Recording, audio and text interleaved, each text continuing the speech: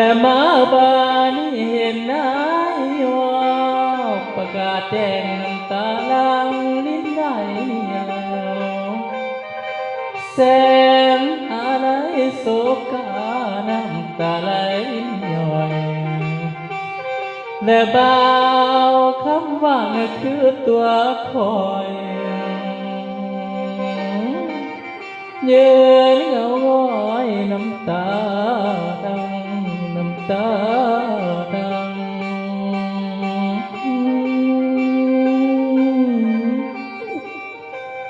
และแม่คำเอ่ยน้ำตาฟังอาบแก้มเห็นแล้วอยู่บ่เป็น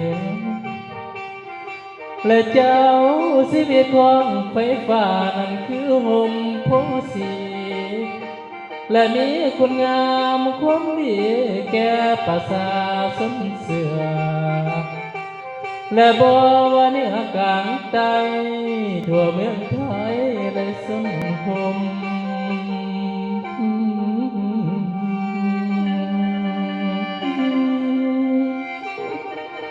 และมีปาลามีเก่งกาลูกกายองสื่นสมมีน้ำใจเปี่ยมล้นสัมพันธ์ผูกแต่ไม่เที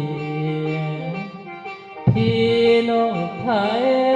กับลาวหักกันสัมพันธ์เกี่ยวเหนียวพอ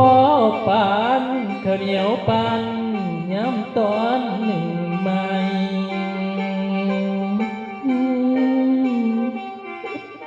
ลาวกับไทยเป็นพี่น้องป้องดองไว้อยากให้ไม้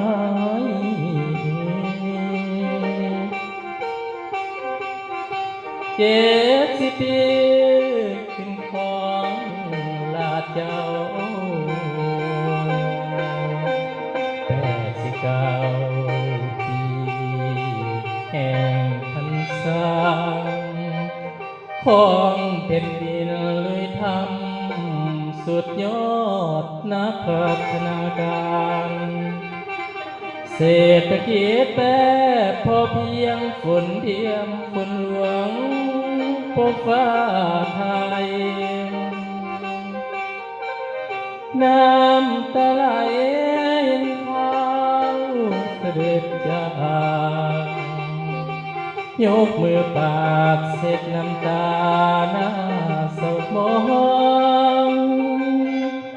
ขอไปสู่สุขติวิมานทองจงหน่วยลองขึ้นสวรรค์นั้นเถิด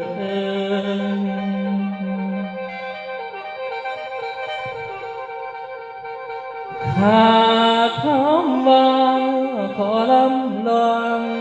ถวายพระองค์ทานขอแสดงความอาลัยแสนเสียใจสาบซึ้งน้ำบิลาแก้วพอสยามที่พอ